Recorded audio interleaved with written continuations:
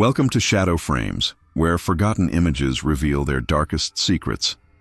Tonight we examine a photograph that challenges our understanding of both medical history and human suffering, a surgical scene from 1912 that appears strikingly modern in its composition, yet harbors a disturbing truth that remained hidden until artificial intelligence analysis revealed its horrifying reality. The patient undergoing surgery was fully conscious. The photograph in question emerged from the archives of Westbrook Memorial Hospital, nestled among thousands of clinical documents scheduled for digitization. At first glance, it presents as a remarkably advanced surgical theater for its era, the early 20th century, when medical practices were rapidly evolving, but still primitive by today's standards. The image shows four figures in what appears to be a well-lit operating room. Three wear white surgical garments, their faces partially obscured by early cotton masks. Surgical instruments gleam on a nearby table, arranged with unexpected precision. What drew initial attention was the seemingly modern quality of the scene. The lighting is exceptional for 1912 photography, bright, even illumination that captures fine details typically lost in images of that period. The surgical team's positioning suggests a formalized procedure rather than the often chaotic approach common in early 20th century operations. Indeed, several medical historians initially questioned the photo's dating, suggesting it might have been mislabeled and actually originated decades later. But carbon dating and paper analysis confirmed the 1912 origin. The photograph shows genuine surgical practices from just after the turn of the century, a time when anesthesia was available but inconsistently applied, when antiseptic procedures were understood but not universally practiced, when mortality rates for even routine surgeries remained frighteningly high. The patient lies on a narrow table, draped in white cloth that contrasts sharply with the dark staining visible at what must be the incision site. Only recently, when the photograph underwent enhancement through advanced AI imaging software, did the most disturbing element become clear. The patient's eyes are open, pupils constricted in what analysts describe as a state of extreme physiological distress. Further analysis revealed micro-expressions of the face, tension patterns in visible muscles, and what appears to be restraint marks on partially visible wrists, all consistent with a conscious subject experiencing acute trauma. The AI assessment carries a 97% confidence rating that the patient was awake during this procedure.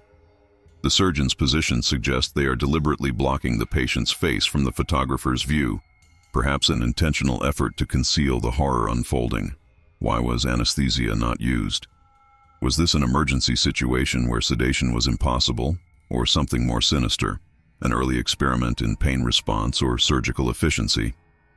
Most disturbing is the casual positioning of the surgical team, suggesting this was not an anomalous situation, but perhaps standard practice.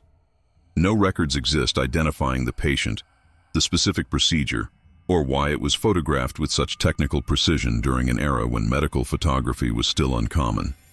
What suffering lies frozen in this century-old image?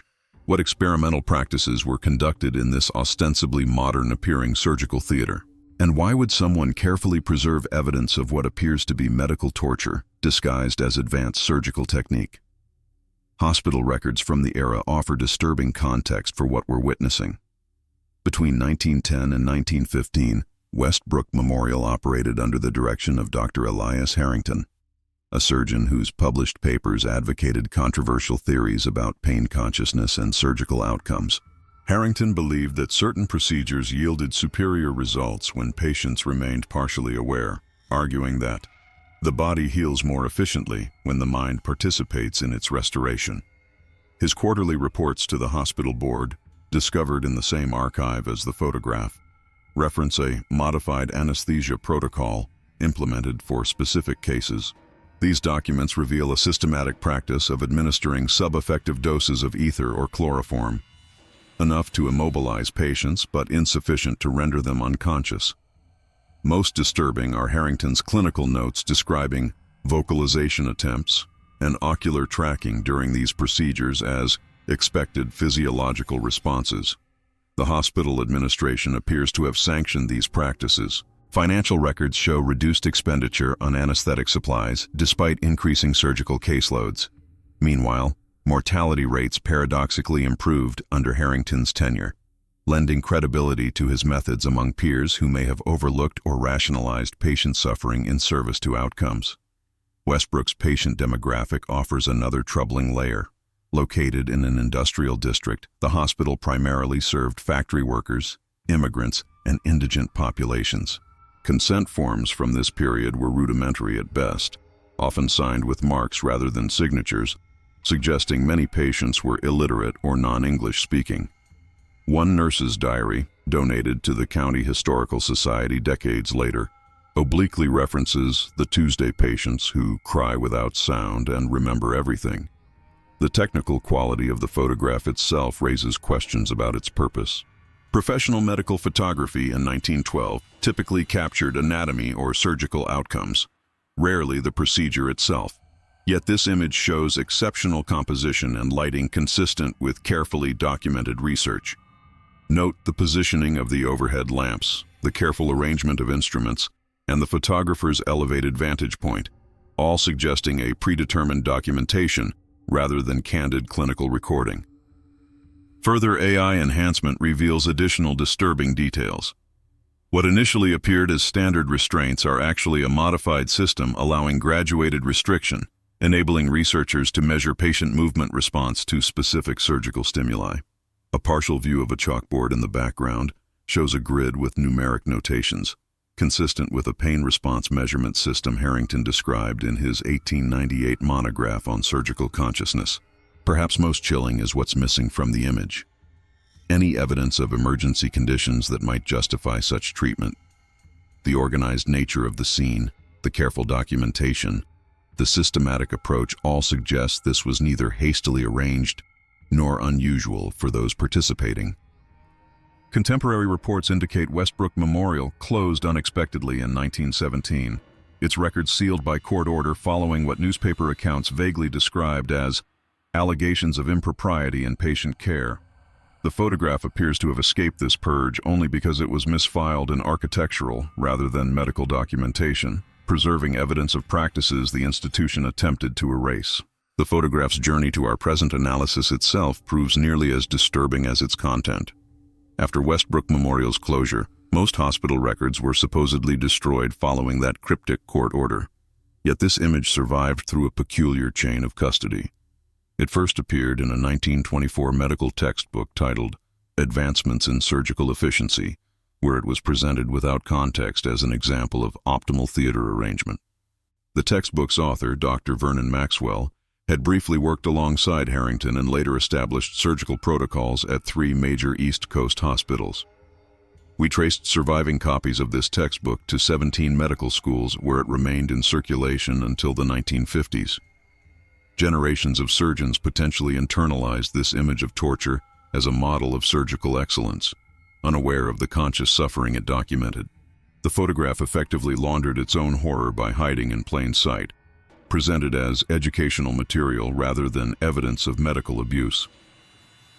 Interviews with elderly nursing staff who worked at institutions influenced by Maxwell's teachings revealed an unwritten tradition called the knowing eyes principle.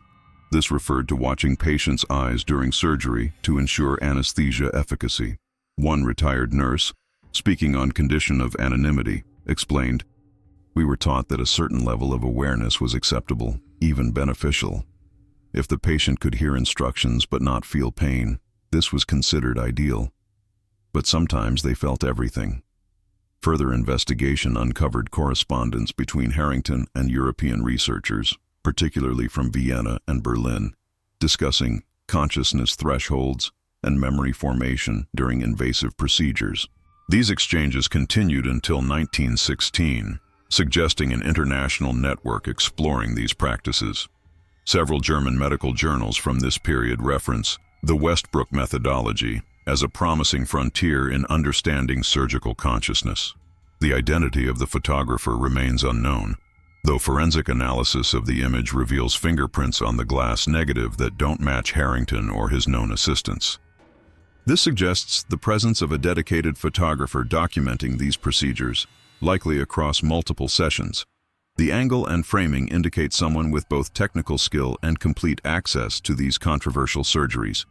Perhaps most unsettling is evidence that Harrington's techniques didn't disappear with Westbrook's closure.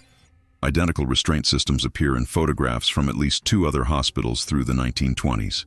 A nursing school textbook from 1931 includes a passage advising students to distinguish between expressions of consciousness and expressions of pain, suggesting these practices continued beyond Harrington's direct influence.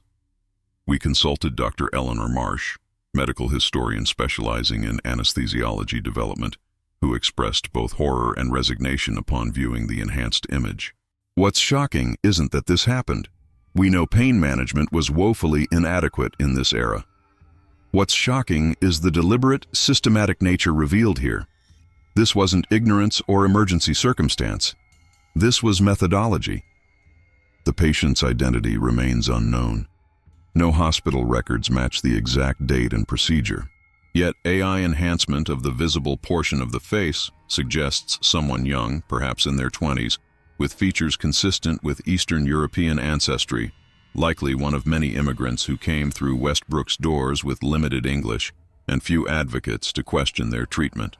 Our investigation took an unexpected turn when we received an unmarked package containing a small leather-bound journal. The weathered pages revealed the handwritten account of Anna Nowak, a young Polish immigrant who worked as a cleaning attendant at Westbrook Memorial from 1911 to 1913. Her position granted her access to areas typically restricted from support staff, including the surgical theater during non-operational hours.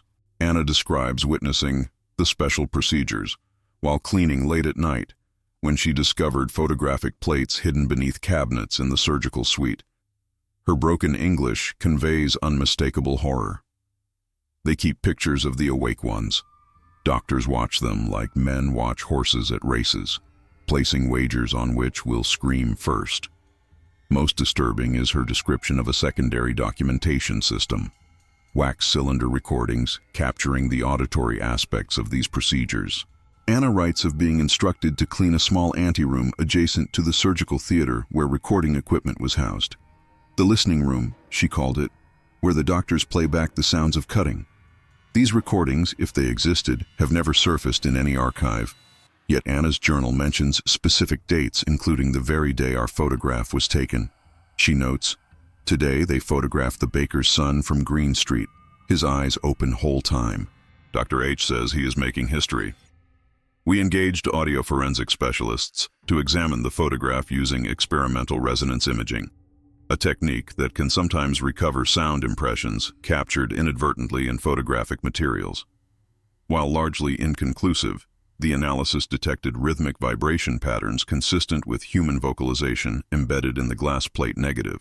These vibration signatures correspond with what we would expect from a restrained individual attempting to scream. Anna's journal abruptly ends in April 1913. Hospital employment records indicate she was terminated for unauthorized access to medical documentation. County census data shows no further trace of her in the region. The journal's provenance raises additional questions. It was mailed from a nursing home in Providence that closed 15 years ago. The accompanying note, typed on modern paper but signed in shaky handwriting, reads only, "The truth stays alive as long as someone remembers."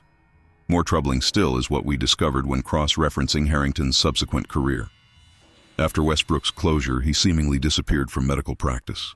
However, military records place a surgeon with his credentials at several experimental neurological research facilities during the First World War, where pain response studies were conducted on shell-shocked soldiers deemed untreatable by conventional methods. These facilities operated under military jurisdiction, effectively shielded from civilian medical oversight.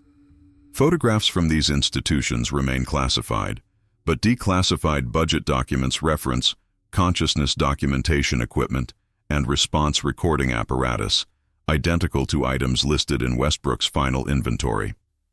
The patient in our photograph may represent just one documented victim in a much larger, systematic exploration of human suffering, research that appears to have continued under different institutional guises long after Westbrook closed its doors. The conscious eyes staring from this century-old image may be looking not just at their own personal nightmare, but forward into decades of sanctioned torture disguised as medical advancement. The digital trail of Westbrook Memorial's surgical atrocities extends beyond the photograph and journal. Our investigation uncovered a rare medical catalog from 1927 featuring an advertisement for the Harrington Awareness Monitor, a device bearing striking resemblance to the restraint system visible in our photograph. The device promised to maintain optimal consciousness levels during invasive procedures and was marketed to both medical institutions and psychological research facilities. Sales records indicate at least 36 units were purchased by hospitals across 3 continents. More disturbing is the customer list, which includes not only teaching hospitals but several private asylums and at least 2 facilities later identified in congressional investigations as sites of unauthorized human experimentation. We consulted Dr. James Whitaker, a neurologist specializing in historical trauma medicine, who confirmed that Harrington's theories eventually evolved into what medical historians now refer to as the conscious response school, a largely disavowed branch of surgical practice that lingered in specialized institutions until at least the 1940s. The rationalization was always the same, explained Whitaker, the claim that patient awareness somehow improved outcomes. But the real purpose was consistently research-oriented, not therapeutic. These weren't medical procedures with unfortunate side effects. They were deliberate explorations of human suffering. The surgical instruments visible in our photograph provided another investigative thread. The distinctive pattern on one scalpel handle matches those manufactured by Wiseman Surgical Supply, a company that maintained detailed client records. Their ledgers reveal that Westbrook Memorial purchased customized surgical kits featuring specialized nerve hooks and tissue separators, not typically used in standard procedures of that era. These same specialized instruments appear in inventory lists from military research facilities where Harrington later worked. The Wiseman Company ceased operations in 1931 after its founder died unexpectedly, ruled suicide despite contradictory evidence, and their manufacturing facilities suffered a catastrophic fire that destroyed most production records. Perhaps most chilling is what we discovered in the architectural plans of Westbrook Memorial itself. Original blueprints, filed with the City Planning Office, show standard operating theaters. However, revised plans submitted 6 months after Harrington's appointment reveal significant modifications to the surgical suite where our photograph was taken. These modifications included unusual acoustic treatments to the walls, a false ceiling housing what's described as observation apparatus, and a complex drainage system beneath the operating table, features entirely unnecessary for legitimate surgery but consistent with documentation of pain responses and management of patients in extreme distress. The hospital's electrical consumption records show dramatic spikes during evening hours when no surgeries were officially scheduled. Former night watchman Harold Mercer, interviewed shortly before his death in 1976, described lights in the surgical wing at midnight and the sound of machinery running when no one was supposed to be there. Mercer's recorded testimony includes his recollection of being instructed never to enter the surgical wing during these periods. Dr. Harrington said scientific progress required privacy, said I'd be helping mankind by looking the other way. Paid me extra to forget what I heard, but some sounds you can't forget, no matter how many years pass. The photographic evidence, architectural modifications, specialized equipment, and witness testimonies collectively paint a picture not of isolated incidents, but of a purposeful, institutionally supported research program, one that transformed an ostensible place of healing into a laboratory of systematic torture, all hidden behind the veneer of medical advancement.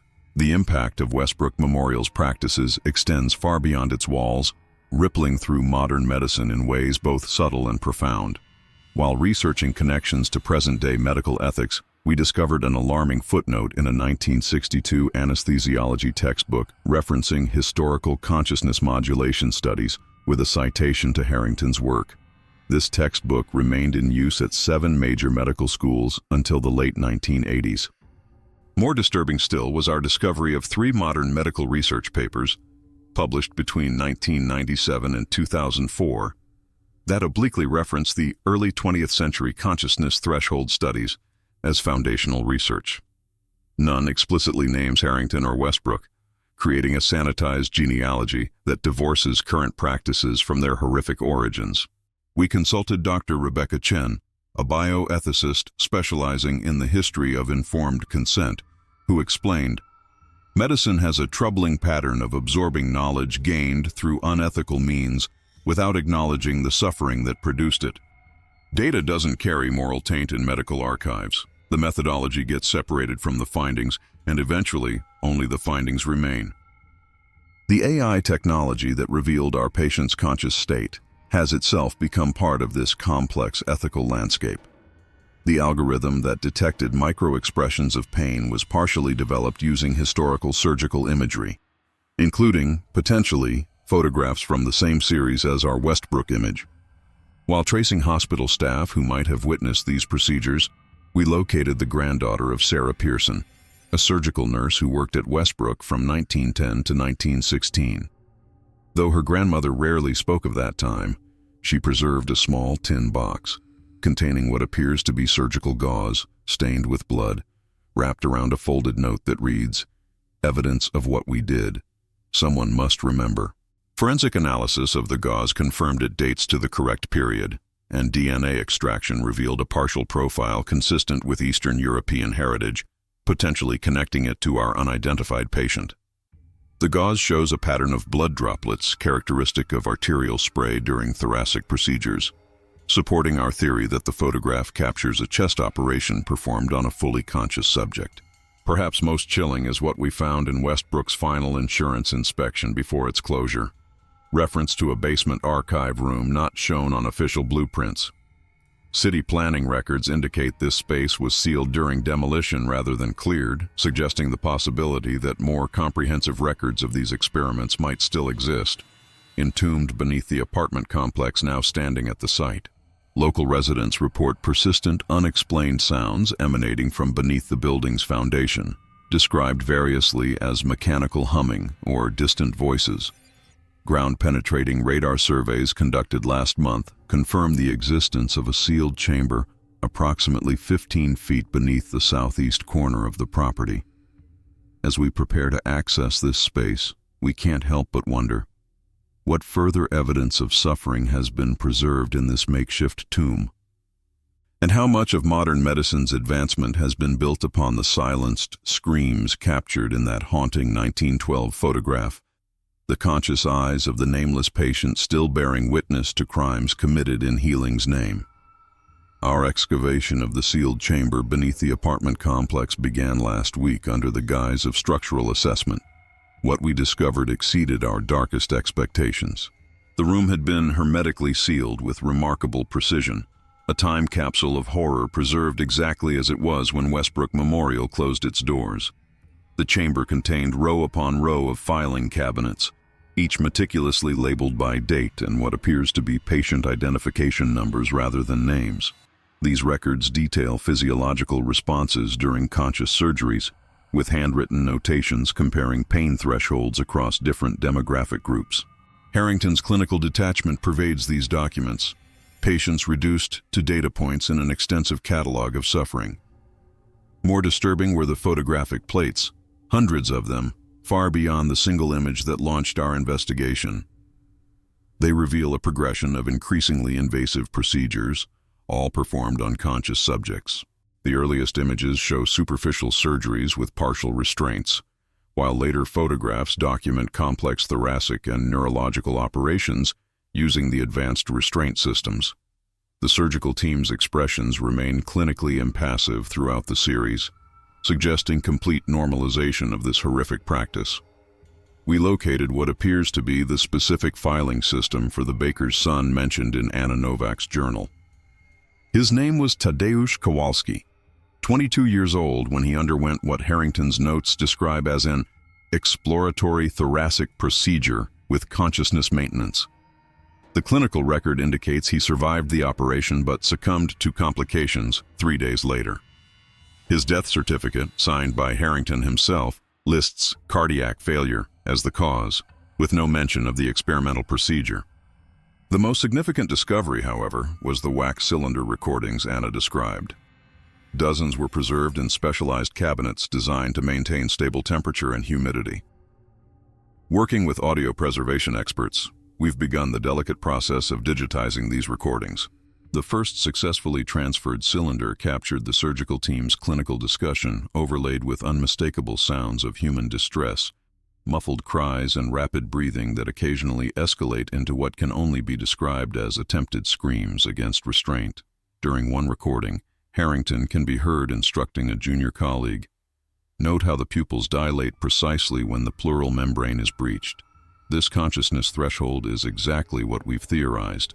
Make sure the photographer captures the eye response for the comparative study." Perhaps most chilling was our discovery of correspondence between Harrington and officials at what would later become the National Institutes of Health.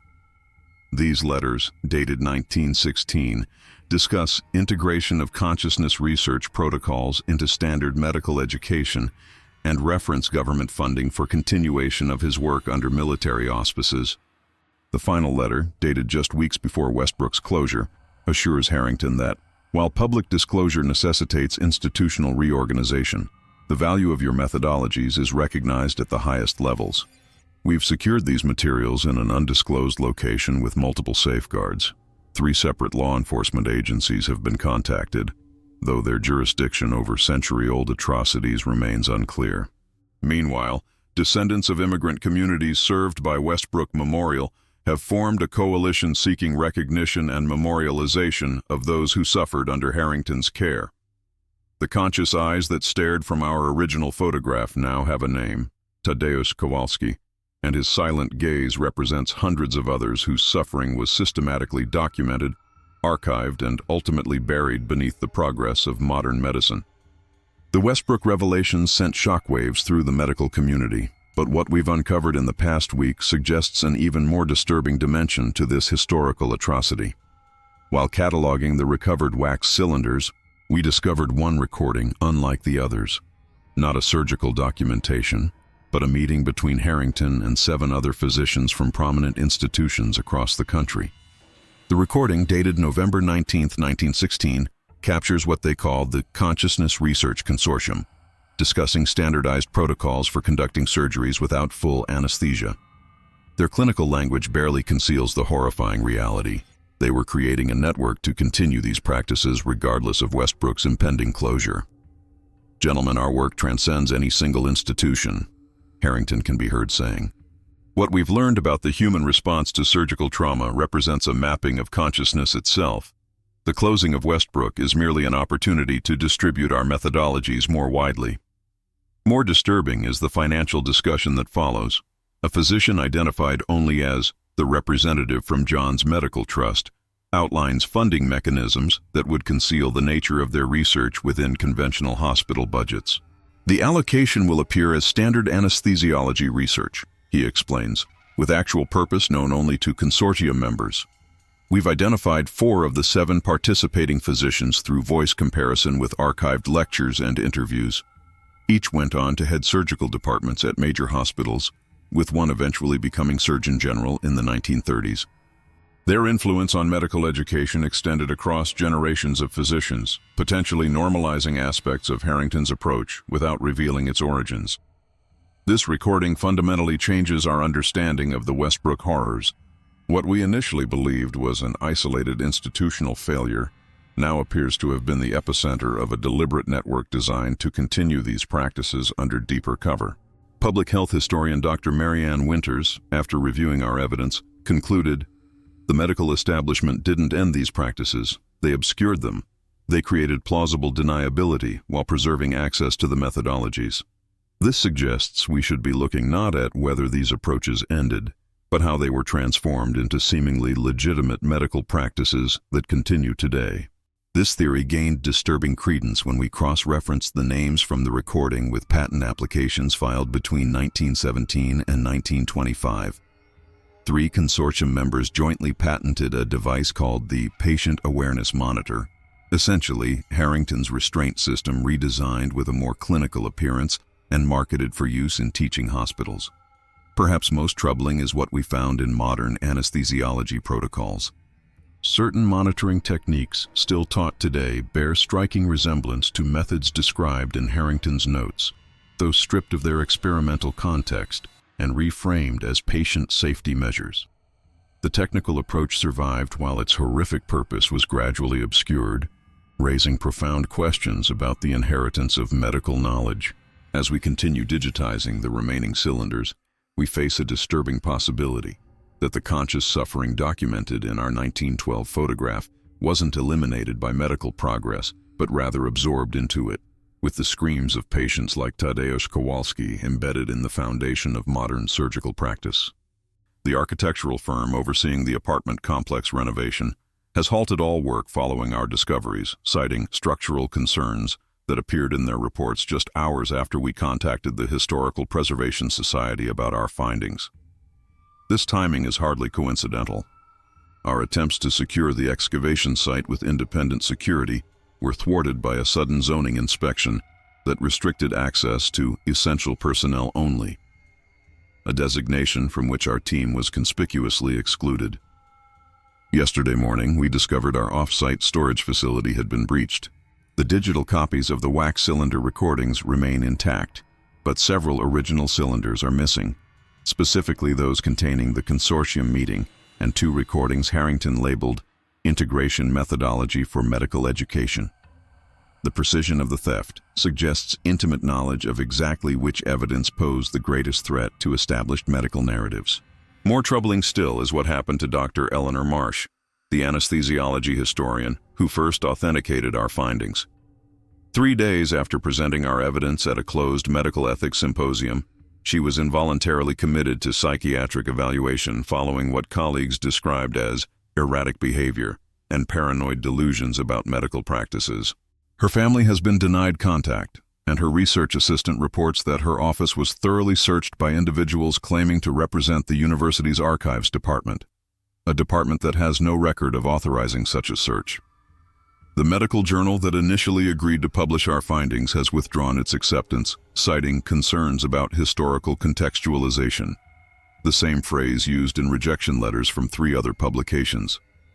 This coordinated language suggests communication between editorial boards that would typically compete for such groundbreaking historical research. We've established secure communication with 15 descendants of identified Westbrook patients, forming a coalition seeking acknowledgement and restitution. Their legal representation reports unusual difficulties, missing documents, scheduling conflicts, and most disturbingly, subtle professional pressures suggesting their careers might suffer for pursuing this case. Most alarming is what we found when analyzing blood samples from the surgical gauze preserved by nurse Sarah Pearson. Beyond confirming its age and likely connection to Tadeusz Kowalski, the analysis revealed trace compounds inconsistent with standard anesthetics of the period. Our consulting pharmacologist identified similarities to experimental consciousness-modifying agents developed for military applications decades later, suggesting Harrington's work may have pioneered chemical approaches that reappeared in classified research programs long after Westbrook's closure. The apartment complex residents report increasing disturbances, not just sounds, but physical phenomena. Objects rearranged overnight, unexplained cold spots, children drawing pictures of the doctor people downstairs without prior knowledge of our discoveries. While we remain focused on documented evidence, these accounts raise unsettling possibilities about trauma imprinted on physical spaces. As I write this, I've discovered surveillance software on my personal devices. Our team communications show signs of interception. 3 separate data backups have been compromised despite advanced security measures. The story of Westbrook Memorial clearly threatens powers that continue to operate today, forces willing to suppress a century-old atrocity to protect something still very much alive in modern medicine. The final breakthrough in our investigation came from an unexpected source. Marjorie Henson, a 93-year-old resident of Evergreen Senior Living, contacted us after seeing our public appeal for information. As a nursing student at Massachusetts General Hospital in 1947, she had trained under Dr. Walter Cunningham, who had privately boasted of his mentorship under Harrington. He had this leather case he called the teaching tools, Marjorie told us, her hands trembling as she extracted yellowed pages from a scrapbook. He only showed them to students he thought had the right temperament. Inside were photographs, surgical procedures where you could see the patients were aware. Marjorie preserved something Cunningham never intended to become public, his personal teaching rubric for identifying consciousness thresholds in surgical patients. The document establishes a direct methodological lineage from Westbrook Memorial to mainstream post-war surgical education. He told us the best surgeons could work precisely at the edge of patient awareness, she explained. Said complete unconsciousness was wasteful, that the body healed better when the mind remained partially engaged. Those who questioned this were quietly removed from the program. Cross-referencing Cunningham's rubric with modern anesthesia monitoring protocols revealed disturbing similarities in the physiological markers used to assess patient consciousness. While contemporary medicine ostensibly aims for complete unconsciousness, the inherited methodology for measuring awareness carries embedded within it Harrington's original framework. We've located 17 survivors of surgeries performed under Cunningham's supervision between 1945 and 1963. 14 report traumatic memories of partial awareness during their procedures, experiences dismissed as impossible by medical authorities at the time. 3 described being able to see their own reflected image in overhead surgical lights, their eyes wide open while operations proceeded. The suppression campaign against our investigation intensified after Marjorie's testimony became public. Her nursing home reported an unscheduled inspection during which her room was searched. Anonymous donors suddenly covered her outstanding medical bills, contingent upon her relocation to a facility that severely restricts visitor access. Meanwhile, medical journals have begun publishing suspiciously similar critiques of our methodology, each emphasizing historical context and evolving standards of care to minimize Harrington's atrocities. The language in these articles bears striking similarities to the consortium's own defensive terminology preserved on the now missing wax cylinders. Most significantly, we've documented 13 instances of career anesthesiologists experiencing sudden professional difficulties after expressing interest in our findings. Denied promotions, unexpected credential reviews, and research funding withdrawals followed their inquiries with striking consistency. The pattern suggests an organizational structure that has survived for more than a century, not necessarily continuing Harrington's specific practices, but dedicated to protecting medicine from confronting the full horror of its foundations. As our evidence reaches critical mass, even this coordinated opposition cannot contain it. Medical students across the country have begun questioning the origins of certain procedural standards. Patient advocacy groups demand transparency about historical research underpinning modern protocols. The conscious eyes of Tadeusz Kowalski, preserved in that 1912 photograph, are finally being seen.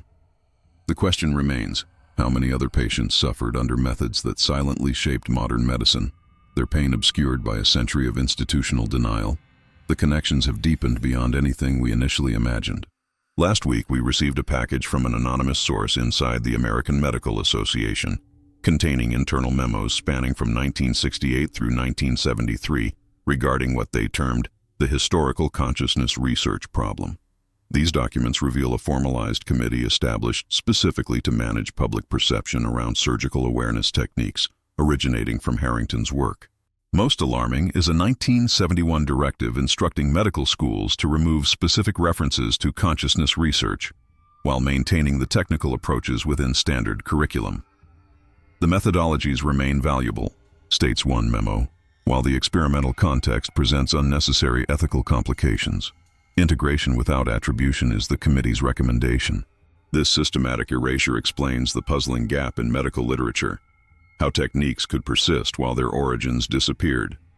What was conceived in conscious torture became laundered through decades of medical education, each generation further removed from understanding the true source of these practices. Our investigation has attracted unlikely allies. 3 anesthesiologists from prestigious teaching hospitals have come forward with what they call inheritance anomalies, techniques they were taught without historical context that match Harrington's protocols with unsettling precision. Each described identical training experiences where questioning these methods was actively discouraged through professional pressure rather than scientific argument. "We were taught to monitor micro-expressions during surgical induction," explained Dr. Elaine Montgomery, speaking through secured communication channels after her hospital credentials were mysteriously suspended last month. "The technique works. It does help gauge anesthesia depth, but when I researched its origins for a historical paper, I found deliberate dead ends. My department chair suggested I focus on more productive research areas after my second records request. The institutional response to our investigation has evolved from denial to historical relativism.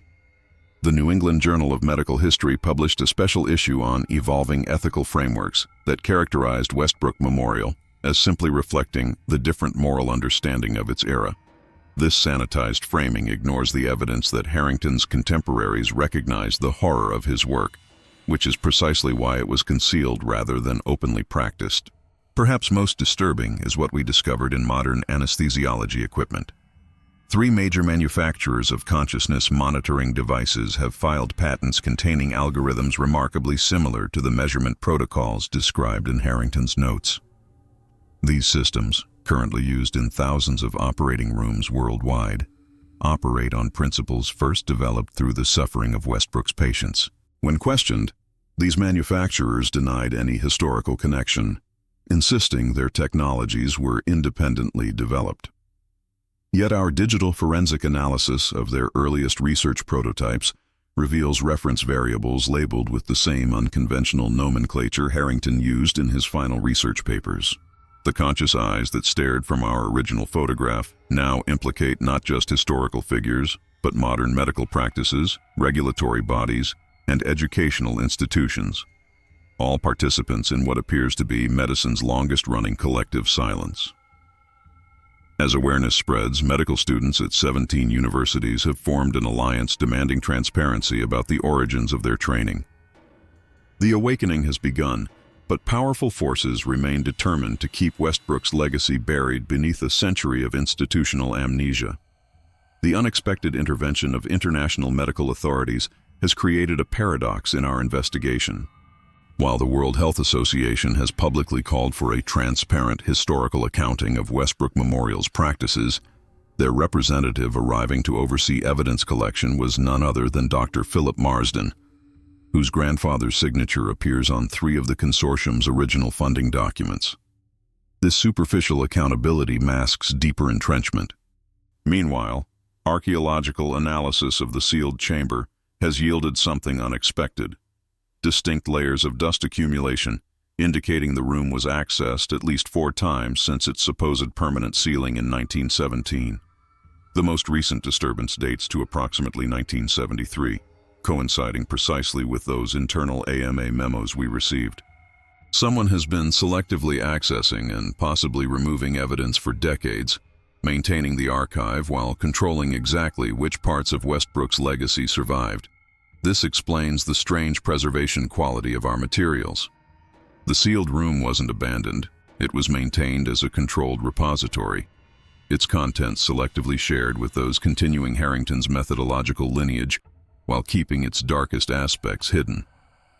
More troubling still was yesterday's discovery regarding Tadeusz Kowalski's remains.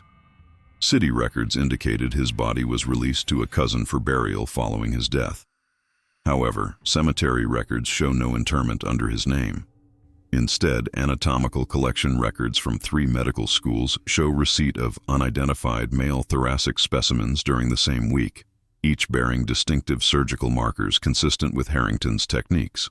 The possibility that Kowalski's violated body was further exploited as teaching material represents a final indignity we hadn't considered. How many medical students unknowingly trained on the remains of Westbrook's victims, the evidence of conscious suffering literally embedded in their educational experience?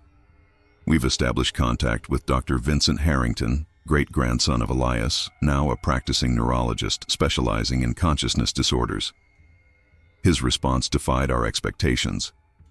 "I've been waiting for someone to uncover this. My family's shame has been passed down alongside medical knowledge. We knew, but proving it seemed impossible against institutional resistance. Vincent has provided us with family papers never before made public, including his great-grandfather's private journals. These writings reveal a man not merely conducting clinical research, but pursuing what he termed the cartography of consciousness, a quasi-mystical approach to mapping human awareness through traumatic response. Harrington apparently believed consciousness existed in measurable layers, and that surgical trauma without anesthesia could reveal these strata in ways impossible through any other means. My great-grandfather wasn't simply being cruel, Vincent explained. He genuinely believed he was mapping unexplored territory of the human mind. This doesn't excuse his actions, but explains why medical institutions protected his methodologies. He discovered things about consciousness response that proved medically useful, even as they were horrifically obtained. This revelation transforms our understanding of what happened at Westbrook. Not simply medical torture or cost-saving brutality, but a systematic attempt to map human consciousness through trauma, knowledge too valuable for medicine to discard, yet too horrific in its origins to acknowledge. The medical establishment's response to our investigation has escalated from subtle obstruction to overt suppression. 3 major medical journals have simultaneously published editorials questioning the ethical implications of historical revisionism. Remarkably similar phrasing suggesting coordinated action. Each piece argues that modern medicine's advancement justifies maintaining what they euphemistically call historical discretion about its foundations. More alarming was last week's break-in at our secure storage facility. The intruders bypassed valuable equipment to target only materials containing Harrington's personal correspondences with government officials. Security footage shows individuals using professional-grade equipment and demonstrating familiarity with our cataloging system. This was no random theft, but a precise extraction of the most damaging evidence. The institutional protection extends beyond academia. Our attempt to present findings at the National Medical History Conference was initially approved, then abruptly rescheduled to an early morning time slot in the smallest available room. Upon arrival, we found the presentation mysteriously removed from the program entirely, with confused staff unable to explain the change. What truly reveals the depth of entrenched power is the response to Tadeusz Kowalski's identified remains. Our petition for proper burial was met with an unprecedented legal challenge from 7 separate medical institutions, claiming historical research interest in maintaining anatomical specimens.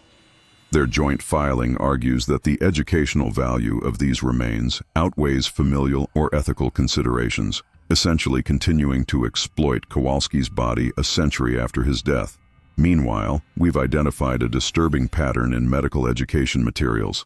Textbooks published between 1945 and 1970 contain illustrations of surgical techniques that appear directly traced from Westbrook Memorial photographs, with patient faces obscured and restraint systems carefully omitted from the drawings. The knowledge generated through conscious suffering was preserved while its origins were visually sanitized. Perhaps most chilling was our interview with retired anesthesiologist Dr. Harold Winters, who trained under Cunningham's direct protégés. They never said where these techniques came from, he explained, but there was this ritual during final residency evaluations. They'd show you a patient just at the edge of consciousness during induction and whisper, "Can you see the Westbrook threshold?" I never knew what it meant until now. This casual reference, the Westbrook threshold, suggests the origins of these techniques weren't completely hidden, but transformed into professional folklore, their horror neutralized through clinical language and professional normalization. The institutions protecting Harrington's legacy haven't merely hidden his atrocities, they've reframed them as medical advancement. As public interest in our investigation grows, we've witnessed increasingly desperate attempts at narrative control. Medical historians previously unwilling to comment have suddenly published detailed analyses minimizing Harrington's influence, while institutional archives containing potentially corroborating evidence announce unexpected digitization projects, requiring indefinite closure to researchers. The conscious eyes from that 1912 photograph continue to witness not only past horrors, but an ongoing institutional determination to control how we understand medicine's relationship with human suffering, and which patient's pain deserves acknowledgement in the historical record. The institutional resistance we've faced crumbled overnight following a development none of us anticipated. During routine digitization of century-old medical school yearbooks, a university archivist discovered a photograph that changes everything. Harrington seated at a formal dinner in 1916, surrounded by 37 prominent physicians. Their names, helpfully captioned, read like a who's who of early 20th century medical pioneers, including founders of institutions that continue to dominate healthcare today. More damning still, the photograph captures a wall display behind them, unmistakably showing the same surgical theater from our 1912 photograph, with multiple images of conscious patients arranged in clinical progression. This single image confirms not just Harrington's methodologies, but their explicit showcasing to medical leadership, who then collectively participated in erasing this history. Within 24 hours of this photograph's publication in the Boston Historical Review, we received contact from 63 medical professionals reporting variations of what they call the threshold training in their education. Each described nearly identical experiences. During their surgical residencies, they were quietly shown patients at partial consciousness levels and instructed in monitoring techniques derived directly from Harrington's protocols, all without historical attribution. The yearbook photograph has accomplished what our meticulous evidence compilation could not: incontrovertible proof that medicine's highest echelons knowingly incorporated methodologies developed through conscious torture while systematically obscuring their origins. The historical amnesia was never accidental but carefully orchestrated at leadership levels across generations. Most significant has been the emergence of patient testimony. Elderly surgical patients who for decades reported partial awareness during procedures, dismissed as confused or hallucinating, have found collective validation. Support groups have formed in 17 cities, creating databases of surgical experiences dating back to the 1940s that demonstrate consistent patterns aligning precisely with Harrington's consciousness threshold documentation. The Kowalski family, now numbering 28 direct descendants, held a press conference yesterday, demanding not just the return of Tadeus's remains, but formal acknowledgement from every medical institution that benefited from Westbrook's methodologies. Their attorney displayed documentation showing how surgical techniques developed through Westbrook's conscious patients were patented, commercialized, and generated billions in revenue without attribution or compensation. Most powerful was their presentation of Tadeus's immigration documents, finally retrieved from Ellis Island archives, showing a skilled baker who fled political persecution, whose dreams of American opportunity ended on Harrington's table. His photograph, taken upon arrival, transforms him from statistical victim to a young man with hopes now forever unfulfilled. The conscious eyes from our surgical photograph have finally been matched with those of the person who suffered behind them.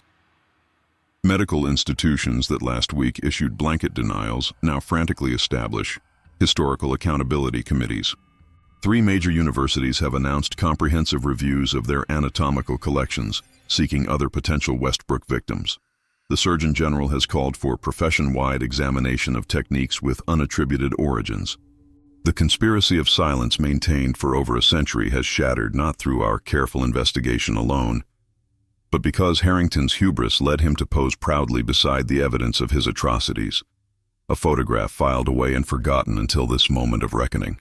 The ripples of our investigation have reached the highest levels of medical governance.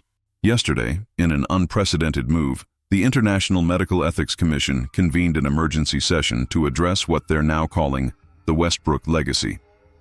Representatives from 23 countries unanimously approved a resolution mandating full disclosure of any medical techniques with origins in Harrington's research.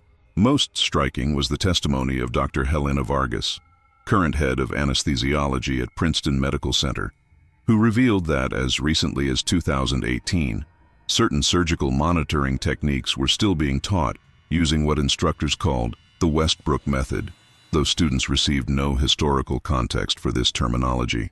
She described an informal initiation where senior surgeons would demonstrate the precise moment when a patient's eyes showed awareness without pain, the exact threshold Harrington documented in his experiments. "We were taught it was the gold standard of anesthetic balance," Dr. Vargas explained, her voice breaking. "I've used these techniques on thousands of patients, never knowing I was implementing methodologies developed through torture. How do we make this right? How do I face my patients knowing this?" The medical establishment's pivot from suppression to contrition has been remarkably swift. 3 major teaching hospitals have established victim compensation funds. Medical textbook publishers have announced comprehensive reviews of their materials to identify and contextualize any techniques with Westbrook origins. The American Medical Association has commissioned a permanent memorial to be installed in their headquarters lobby, acknowledging medicine's debt to the unwilling subjects of Harrington's research. Yet amid this institutional atonement, troubling questions remain. Initial forensic examination of the wax cylinders reveals sophisticated acoustic properties inconsistent with recording technology available in 1912. The sealed chamber's preservation systems appear to incorporate electrical components developed decades after Westbrook's closure. These anachronistic elements suggest the archive wasn't merely preserved, but actively maintained well into the modern era, pointing to an organized effort far more extensive than we initially believed. Most chilling was yesterday's discovery beneath the original operating table recovered from the sealed chamber. Carefully etched into its underside, visible only when inverted, is a symbol matching one found in Harrington's private journals, concentric circles surrounding a stylized eye. This same symbol appears in the architectural details of 17 medical facilities built between 1920 and 1965, including teaching hospitals on 3 continents. Tadeusz Kowalski's grandniece, Maria, spoke at yesterday's memorial service, clutching his immigration papers like sacred texts. They took not just his life, but his suffering to build their knowledge. They watched his conscious eyes and recorded what they learned. Now our eyes are open too, and we are watching how medicine makes amends for what it built upon his pain. The conscious eyes from that 1912 photograph have forced open institutional eyes that remained deliberately closed for over a century. As medicine confronts this inheritance, the more profound question emerges. What other foundations of modern practice rest upon concealed suffering, waiting for the light of investigation to reveal their true origins? Our investigation has become a global phenomenon following last month's United Nations Special Assembly on Historical Medical Ethics and Reconciliation. Representatives from 42 countries presented evidence of Westbrook's methodological influence in their national healthcare systems. The conscious surgery techniques didn't merely spread, they were actively exported through international medical exchange programs, visiting professorships, and translated textbooks that carefully preserved the techniques while obscuring their origins. The pharmaceutical industry has launched internal reviews after our discovery that 3 major anesthesia monitoring drugs were developed using baseline data from Harrington's research. These medications, administered to millions of patients annually, were calibrated using consciousness threshold measurements first documented in the Westbrook experiments. The companies have pledged to redirect 10% of these products' profits toward victim compensation funds, a financial acknowledgement that represents billions in redirected revenue. Medical schools worldwide have begun the painful process of examining their anatomical collections. Preliminary findings suggest at least 78 specimens across 17 institutions likely originated from Westbrook Memorial or affiliated hospitals where Harrington's associates practiced. These human remains, used to train generations of physicians, are being respectfully removed from educational use and prepared for proper burial. More troubling are emerging patterns in contemporary research.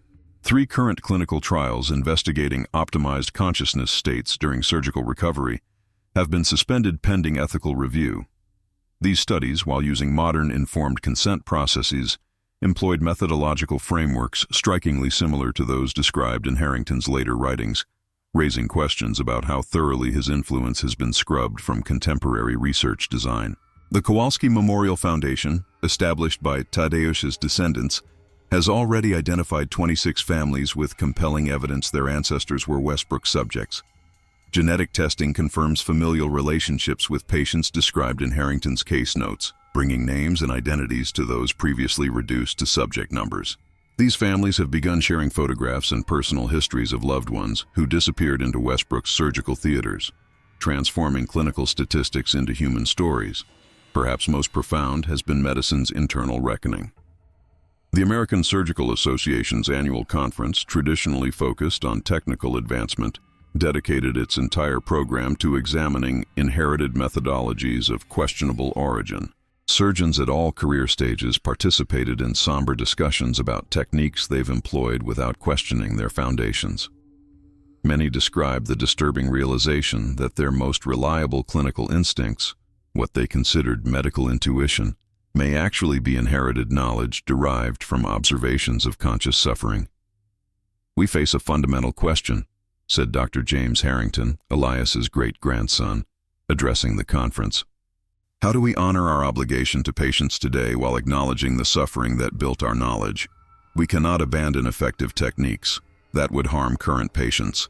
yet continuing without acknowledgement perpetuates the original ethical violation. This is medicine's moment to demonstrate it has evolved beyond its founder's willingness to sacrifice the vulnerable in service to knowledge. The revelation of Westbrook's legacy has fractured the medical community along unexpected lines. What began as institutional resistance has evolved into philosophical warfare about medicine's relationship with its own history. While official organizations rush to establish accountability frameworks, a troubling counter-movement has emerged. Practicing physicians who privately defend Harrington's methods as necessary sacrifices on the path to modern capabilities. Anonymous forums frequented by surgical specialists have seen heated debates about pragmatic medical ethics versus historical performative outrage. One particularly disturbing thread, accessed through encrypted channels, reveals current practitioners discussing what they call threshold techniques, still employed in specialized settings, particularly military field hospitals and certain neurological research facilities operating under security classifications. Harrington wasn't wrong about consciousness thresholds, wrote one neurosurgeon whose identity we've been unable to verify. The public can't handle the reality that certain knowledge can only be obtained through methods they find objectionable. I still use modified Westbrook approaches daily. My patients benefit from what was learned. Morality that ignores outcomes is merely aesthetics. This resistance to accountability reflects the deeper challenge. Harrington's methodologies worked. They generated genuinely valuable insights about human consciousness during surgical trauma. The techniques developed through conscious suffering have demonstrably saved lives. This utility is precisely why they persisted despite their horrific origins, creating medicine's fundamental ethical paradox. The wax cylinder recordings continue yielding disturbing revelations as audio specialists enhance previously unintelligible sections. In one partially recovered segment, Harrington discusses his ultimate ambition, what he called consciousness cartography across populations. His vision extended far beyond individual surgical observations to creating a comprehensive atlas of human awareness based on thousands of subjects across demographic categories. The individual experience matters little. His voice explains calmly over the sounds of surgical implements. What we're building is a complete mapping of the human mind's response to physical intervention. Future generations will use our measurements to navigate consciousness with precision our contemporaries cannot imagine. Most chilling is the verification of a systematic patient selection protocol. Westbrook's admission records, when cross-referenced with surgical subjects, reveal a deliberate targeting of patients who lacked family connections, social standing, or English language proficiency. The hospital maintained two distinct surgical schedules, standard procedures for connected patients, and what staff called teaching cases for vulnerable populations. The medical community's ethical reconstruction now confronts its hardest questions. Can techniques be separated from their origins? Does continued use of Harrington's methods without acknowledgement constitute ongoing ethical violation? Should valuable medical knowledge be abandoned if irredeemably tainted by its source? As one survivor of a 1950s surgery using Westbrook techniques testified before the Medical Ethics Commission, I live because of knowledge built on another's conscious suffering. Every day I benefit from their pain. There is no clean answer, only the obligation to finally see what medicine has spent a century trying not to see. The emergence of a patient support group calling themselves the Conscious Eyes has transformed our investigation from historical reckoning to urgent contemporary concern. These individuals, spanning ages 23 to 97, share remarkably consistent experiences of partial awareness during surgeries performed across 6 decades.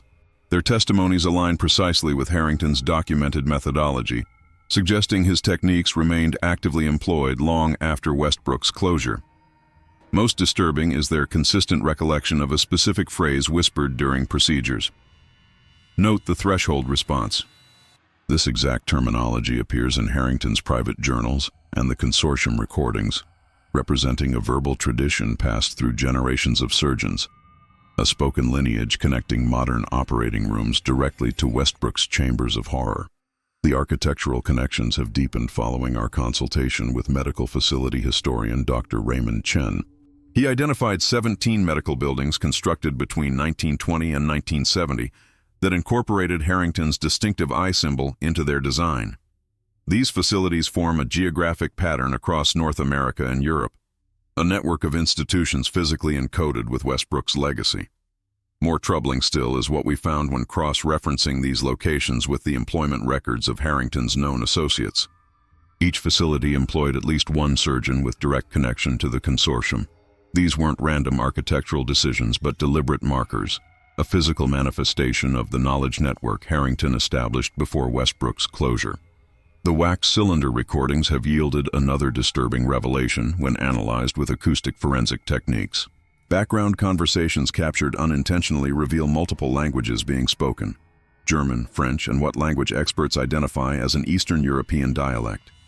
This confirms international observers were present during Westbrook procedures, suggesting the methodology's spread was deliberate and coordinated from its earliest stages. Vincent Harrington has provided his great-grandfather's private correspondence with European medical authorities, revealing coordinated research across continents. "My ancestor saw himself creating a global discipline," Vincent explained. He called it consciousness calibration, a universal approach to human awareness during surgical intervention. The sealed chamber wasn't his archive but his recruitment center, where he demonstrated techniques to visiting physicians. Meanwhile, Sarah Pearson's preserved surgical gauze has yielded DNA sufficient for advanced genealogical matching, connecting it not to Tadeusz Kowalski, but another victim, Eleonora Vasquez, a 20-year-old seamstress whose descendants had no knowledge of her fate until our investigation.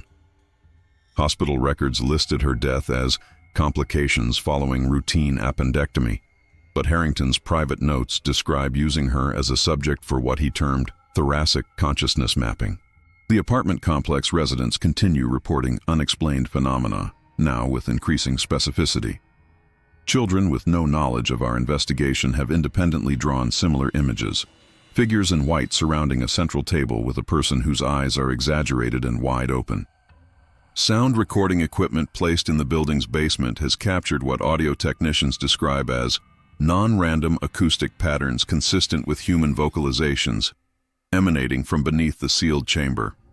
As these threads converge, we face the disturbing possibility that Westbrook's legacy persists not merely through inherited techniques but through active, organized continuation, a methodological lineage maintained by practitioners who view Harrington not as medicine's shame but as its unacknowledged pioneer. The excavation beneath the apartment complex has been sealed by court order following a suspicious fire that officials quickly ruled electrical in nature, despite no active wiring in the sealed chamber. This convenient explanation might have ended our investigation if not for Maria Kowalski's foresight. The night before the fire, troubled by escalating interference, she removed several key artifacts, including the wax cylinder containing Harrington's final recorded lecture to the consortium. This cylinder, now digitized and secured across multiple locations, contains what can only be described as Harrington's manifesto. Unlike his clinical recordings, this 40-minute address outlines a philosophical vision far more disturbing than mere medical experimentation. Gentlemen, what we've created is not simply a surgical methodology but a means of calibrating humanity itself. The conscious eye during surgical intervention reveals the true person, stripped of societal pretense, reduced to pure response. Our work continues not because of what it teaches us about medicine, but what it teaches us about consciousness itself. The recording continues with Harrington describing a multi-generational project, one designed to outlive any individual practitioner or institution. He established what he called perpetual trusts to maintain both the physical archive and the methodological lineage, ensuring his work would continue regardless of public exposure or institutional disavowal.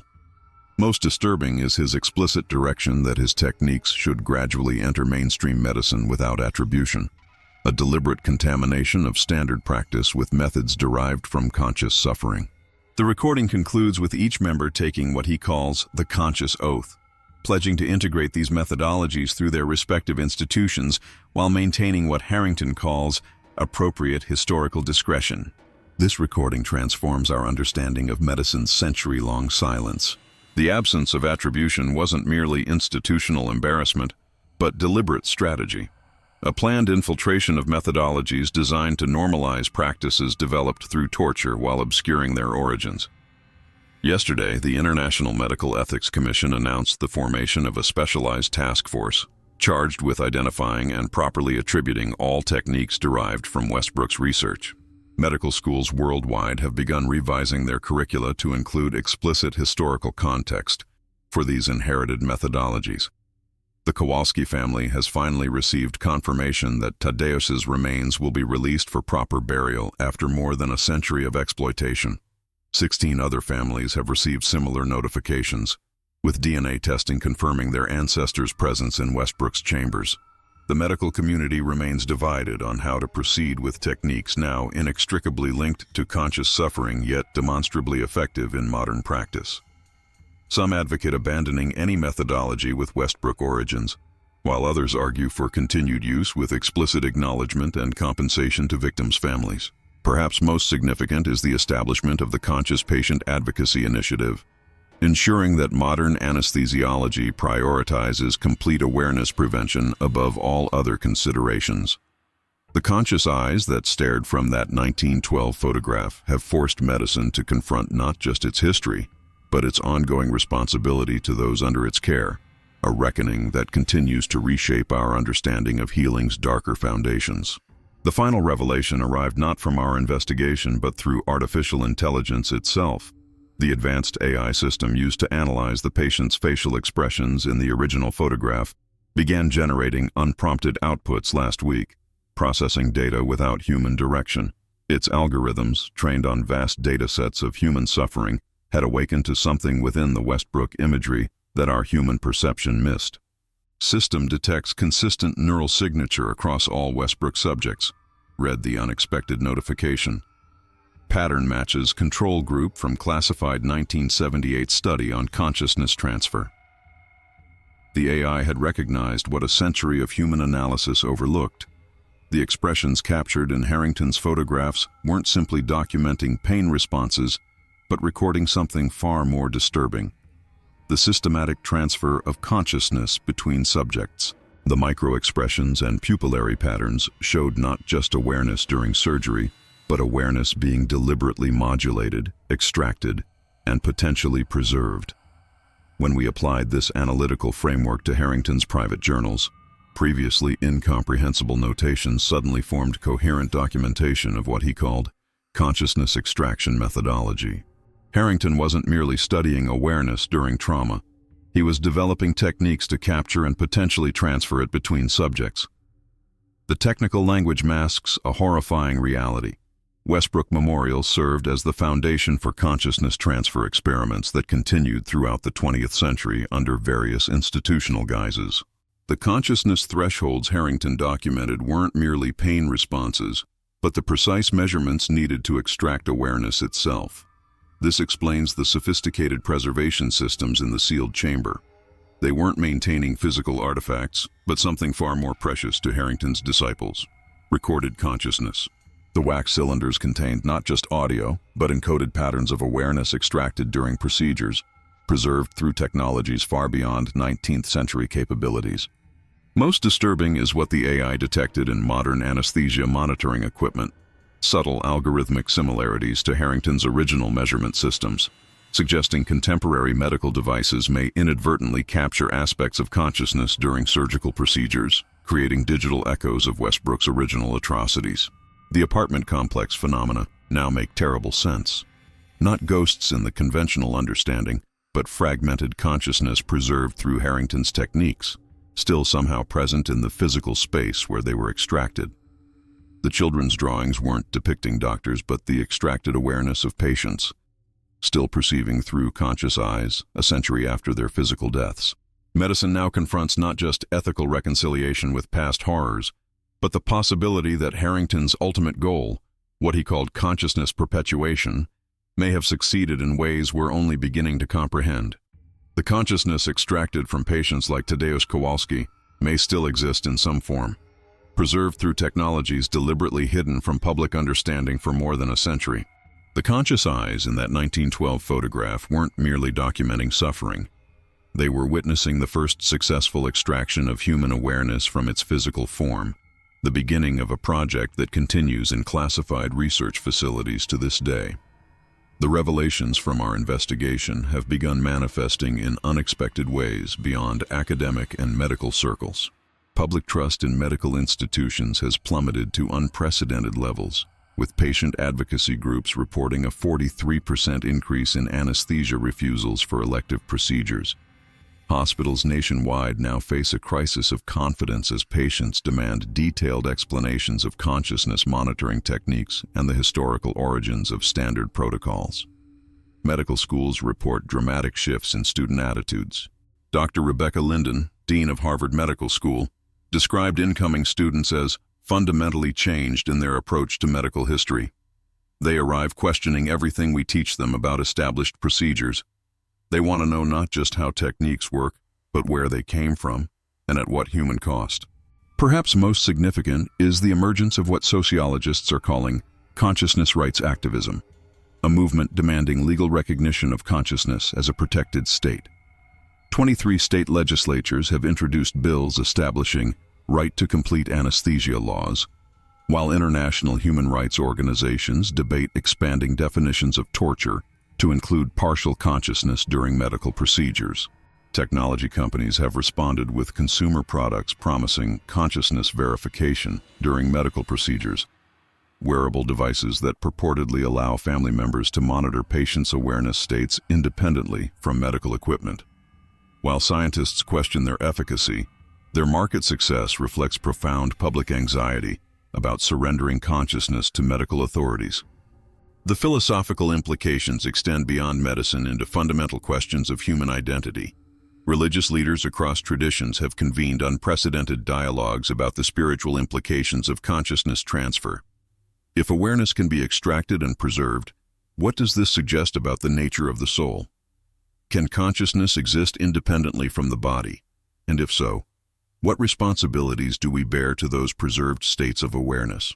Archaeological investigation of the apartment complex site has been permanently halted following unexplainable equipment failures and disturbing effects on research personnel. 3 team members reported identical dreams of watching from behind glass despite having no contact during rest periods. Ground-penetrating radar reveals anomalous energy signatures beneath the sealed chamber that scientists cannot attribute to any known physical cause. Maria Kowalski, who has become the public face of victim advocacy, expressed frustration at the scientific community's hesitation to acknowledge the full implications. "They accept that my great-uncle suffered," she noted in her congressional testimony, "but they resist what the evidence clearly shows, that aspects of his consciousness may still exist in some form. Science embraces uncomfortable truths only until they become too uncomfortable." Meanwhile, the medical establishment's attempt at reconciliation continues through formal acknowledgments and financial restitution. Yet no amount of institutional contrition can address the most disturbing possibility, that consciousness extracted through Harrington's methods continues to experience some form of awareness, trapped in a state neither fully alive nor dead, while the medical community debates the ethical implications of acknowledging its existence. As one AI researcher noted in a recent interview, "We trained our systems to recognize human suffering in these images. We never expected them to recognize something that transcends our understanding of consciousness itself." The Westbrook revelations have finally penetrated the highest levels of classified research. 3 whistleblowers from the Department of Defense's Advanced Neurological Studies Division have come forward with documentation confirming what our investigation suggested. Harrington's consciousness extraction techniques evolved directly into government-funded research programs that continued well into the 21st century. Project Oculus, established in 1954 under military jurisdiction, inherited both Harrington's methodologies and his original consciousness recordings. The whistleblower's documents reveal that consciousness states extracted at Westbrook Memorial weren't merely preserved, but actively studied for decades, with researchers reporting persistent response patterns and stimulus recognition in what they termed disembodied awareness fields. Most disturbing is evidence that modern surgical anesthesia monitoring systems were deliberately designed to prevent activation of what researchers called the Westbrook threshold, the precise level of consciousness at which extraction becomes possible. This wasn't medical advancement but containment strategy, preventing accidental consciousness transfers during routine procedures. The 1912 photograph that launched our investigation has now been permanently housed in the National Medical Ethics Memorial, alongside the recovered remains of identified Westbrook victims. Visitors report an unsettling experience when viewing the image, a sensation many describe as being observed from both directions, as though the consciousness captured in that moment somehow perceives across time. Advanced quantum consciousness researchers have proposed a theory that partially explains the persistent phenomena at the apartment complex site. They suggest consciousness, once extracted through Harrington's methods, may exist in a state of quantum superposition, neither fully present nor absent, but perpetually suspended at the moment of extraction. The sealed chamber functioned not as traditional storage, but as what one physicist called a consciousness anchor point, maintaining these extracted states in physical proximity to their origin. Tadeusz Kowalski has finally received proper burial in a ceremony attended by thousands, his coffin draped with both American and Polish flags. Yet the memorial included an empty vessel beside his remains, symbolic recognition that aspects of his consciousness may remain beyond recovery. Maria Kowalski explained, "We honor both his body and his awareness, which may still exist in forms we don't fully understand." Medical schools worldwide have implemented mandatory ethics courses specifically addressing the Westbrook legacy, using our investigation as core curriculum.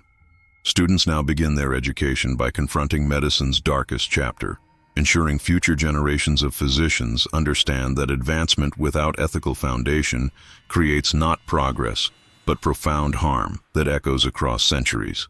The original photograph negative has been subjected to quantum resonance imaging, a technology developed to detect patterns consistent with preserved consciousness.